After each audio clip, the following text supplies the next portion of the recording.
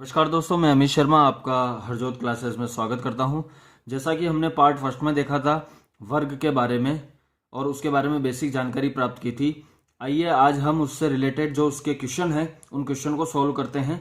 बड़ा सा सीधे से इसके क्वेश्चन होते हैं। मैं बारी बारी आपको समझाऊंगा कंसेप्ट के साथ कि इन क्वेश्चनों को किया कैसे जाता है और पढ़ते ही हमें क्या करना होता है, किन लाइनों पर जोर देना होता है, वो चीज़ हम सीखेंगे। जैसा कि प्रश्न आपके सामने दिया हुआ है कि किसी वर्ग का विकर्ण 30 सेंटीमीटर हो तो उसका एरिया ज्ञात कीजिए, उसका क्षेत्रफल ज्ञात कीजिए। तो इसे करने के लिए हमें सबसे पहली बात, प्रश्न में दिया हुआ क्या है, क्या डाटा दे रखा है हमारे को, ओनली फॉर विकर्ण दे रखा है और वर्ग की बात की है। तो हमें वर्ग की बात की है और विकर्ण दे रखा है और हमें फाइंड आउट करना है एरिया। ये तीन चीजें हमारे माइंड में बैठ गई। क्लियर है। अब सबसे पहले बात आती है कि वर्ग का विकर्ण होता क्या है।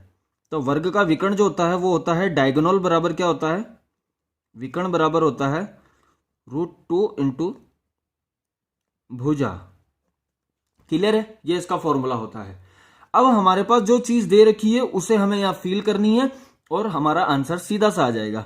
तो हमारे को विकर्ण कितना दे रखा है, 30 सेंटीमीटर, हमने लिख दिया 30 सेंटीमीटर। फिर हमारे को √2 इंटू भुजा दे रखा है।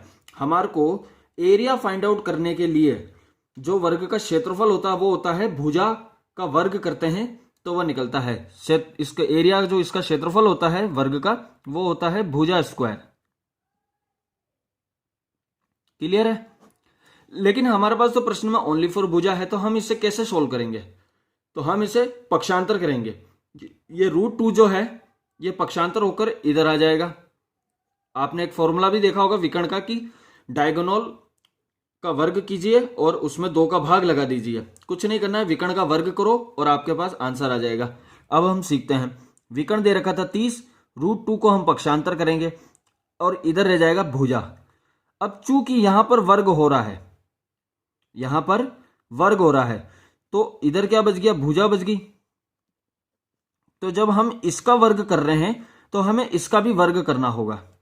क्लियर है। तो 30 का वर्ग क्या होता है, 900, यह हमने लिख दिया 900। और √2 का वर्ग क्या होता है, 2।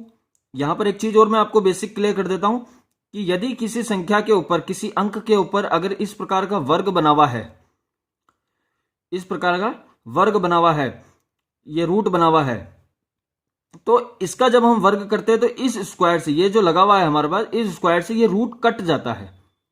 तो जब हमने 30 का वर्ग किया तो 900 आया, √2 का वर्ग किया तो 2 आया और इधर क्या बचा था हमारे पास, भुजा स्क्वायर, यही बचा था भुजा का वर्ग। और ये होता क्या है, हमारे पास क्षेत्रफल होता है। तो जब हम 2 से इसको काटेंगे तो कितना आएगा हमारे पास आंसर, 450 सेंटीमीटर स्क्वायर। और ये क्या हो जाएगा, हमारा क्षेत्रफल हो जाएगा और हमारा आंसर आ जाएगा। आई होप आपको ये चीज समझ में आई होगी। नेक्स्ट देखते हैं, किसी वर्ग की भुजा 7 सेंटीमीटर हो तो परिमाप व एरिया ज्ञात कीजिए। कॉमन सेंस है, किसी वर्ग की भुजा, ये आ गया वर्ग, इसकी भुजा 7 है, यानी वर्ग की सारी भुजाएं बराबर होती है। तो ये भी 7 है, ये भी 7 है, ये भी 7 है, ये भी 7 है। अब चूंकि हमारे को इसका परिमाप ज्ञात करना है तो सारी भुजाओं का योग कर दीजिए, परिमाप निकल जाएगा। 7 गुणे कितनी भुजाएं हैं, 4 है, 7 चौक कितना हो जाएगा, 28 सेंटीमीटर क्या हो जाएगा, इसका परिमाप आ जाएगा। और यही हमें इसका क्षेत्रफल ज्ञात करना होता। तो क्षेत्रफल ज्ञात करने का फॉर्मूला क्या होता है, लंबाई इंटू चौड़ाई। अब चूंकि यहां पे लंबाई भी 7 है, चौड़ाई भी 7 है, दोनों को गुणा करेंगे तो कितना आएगा, 7 गुणे 7 कितना आ जाएगा, 49 सेंटीमीटर स्क्वायर। ये हो जाएगा इसका क्षेत्रफल। आई होप आपको ये चीज भी समझ में आई होगी। आइए नेक्स्ट देखते हैं, तीसरा क्वेश्चन जो हमारे पास दिया हुआ है, यदि वर्ग का विकर्ण 12 सेंटीमीटर है, सॉरी मैं लिखना भूल गया, सेंटीमीटर। यदि किसी वर्ग का विकर्ण 12 सेंटीमीटर है तो परिमाप ज्ञात कीजिए। आइए हम इसको भी सोल्व कर लेते हैं। यह है हमारे पास एक वर्ग। अब हमारे पास इसकी भुजाएं नहीं दी हुई है, ये भुजा कितनी है, ये भुजा कितनी, ये भुजा कितनी, ये भुजा कितनी, मुझे नहीं पता, मैंने इस भुजा को x मान लिया। सारी भुजाएं बराबर होती है तो ये भी x है, ये भी x है। क्लियर है।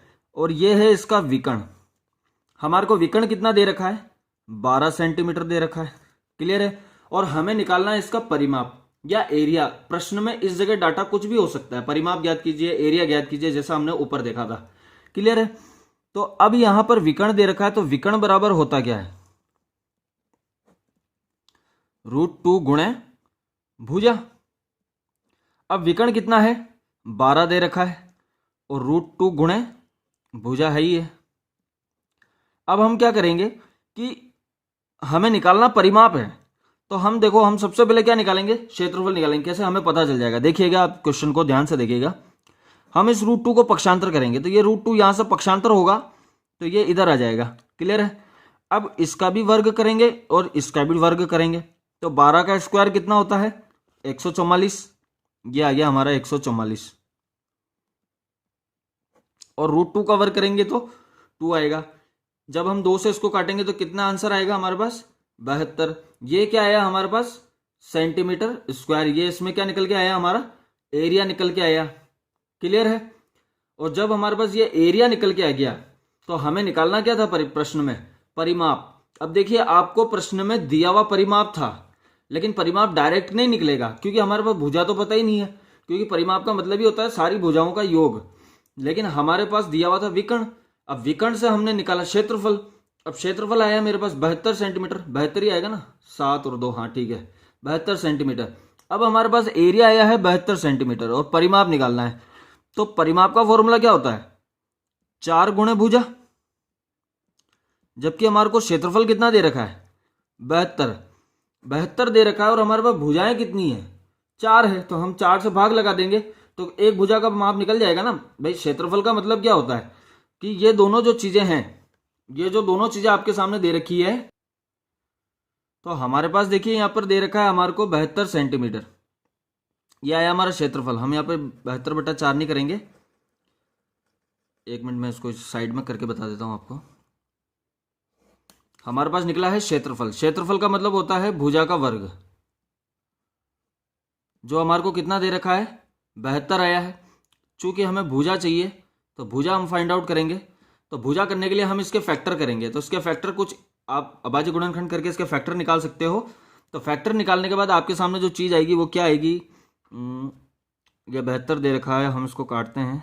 ये 72, ये 8 9 72, 3 3 9, 3 3 9, एक बार में कट गया। तो इसके फैक्टर कुछ इस तरह से हो सकते हैं कि 2 गुणे 2 गुणे 2, 3 गुणे 3। तो इसमें से क्या बाहर आ सकता है, देखिए ये 3 पूरा दिया हुआ है तो हम ये 3 3 9 है तो हम ये 3 बार ला सकते हैं। और इधर से हम 2 दूनी 4 है तो हम एक 2 बार ला सकते हैं। ठीक है। और बचेगा सिर्फ हमारे पास अलग से एक 2 बच जाएगा। तो 3 दूनी 6 हो जाएगा और 2 बचा हुआ, इसको √2 में निकाल लेंगे। तो ये 6 √2 जो है भुजा स्क्वायर जो हमारे पास 72 दे रखा था, इसको जब हम सोल्व करके लाएंगे तो हमारी एक भुजा कितनी आएगी, 6 √2 आएगी। जब हमारे पास भुजा हमारी एक 6 √2 आ चुकी है तो हमारा परिमाप कितना हो जाएगा, 4 से गुना कर देंगे। 4 से गुना करेंगे तो कितना आएगा, 24 √2। यही हमारा आंसर होगा। आई होप आपको ये चीज समझ में आई होगी। नेक्स्ट वीडियो में जस्ट हम देखेंगे आयत के बारे में, वृत्त के बारे में और फिर उनके क्वेश्चन करेंगे। धन्यवाद दोस्तों। अगर आपको ये चीज समझ में आई हो, अगर आपको नहीं समझ में आया हो तो आप कमेंट कर दीजिएगा, मैं दोबारा आपको उसका कंसेप्ट समझा दूंगा। यहां पर देखिएगा ध्यान से कि हमारे पास क्षेत्रफल निकालना था। इस क्वेश्चन को मैं वापस समझा देता हूं। यदि किसी वर्ग का विकर्ण 12 सेंटीमीटर है तो परिमाप ज्ञात करें। हमारे को डाटा विकर्ण का दे रखा है तो विकर्ण से सबसे पहले हम फाइंड आउट करेंगे क्षेत्रफल। विकर्ण का फॉर्मूला लगाएंगे और क्षेत्रफल प्राप्त करेंगे। क्षेत्रफल का मतलब होता है कि क्षेत्रफल खुद होता है भुजा का वर्ग। अब भुजा का वर्ग हमारे पास 72 है तो भुजा कितनी आ जाएगी, ये आ जाएगी 6 √2। अब ये आई कैसे, इसके लिए इसके गुणनखंड, इसके फैक्टर करेंगे। फैक्टर करने पर हमारे पास देखो ये निकल के आया कि 2 दूनी 4, 4 दूनी 8 और 3 3 9। तो 8 9 72 होता है तो ये 72 आ रहा है। तो अब हम इनमें से कॉमन क्या ले सकते हैं, 2 गुणे 2, 4 एक परफेक्ट वर्ग है, 3 3 9, 9 एक परफेक्ट वर्ग है, लेकिन 8 एक परफेक्ट वर्ग नहीं है। ठीक है, इसलिए हमारा √2 इधर रह गया और ये 6 बार निकल गया।